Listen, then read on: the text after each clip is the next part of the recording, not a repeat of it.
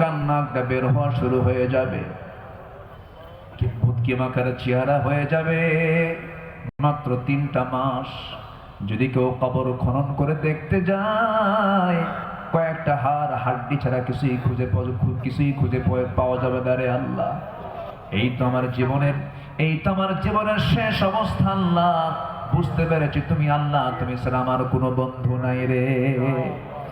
ও আল্লাহ, সে অন্তিম সময় যখন চলে আসবে, আমাদের সবার জবানে, সবার জেহেনে, সবার জবানে জারি করে দিও কালিমা কালিমা তাইয়্যিবা লা ইলাহা ইল্লাল্লাহ মুহাম্মাদুর রাসূলুল্লাহ। আসসালামু আলাইকুম ওয়া রাহমাতুল্লাহি ওয়া বারাকাতুহু। নামাজ হবে এশার নামাজ। সবাই কাতার হয়ে যান।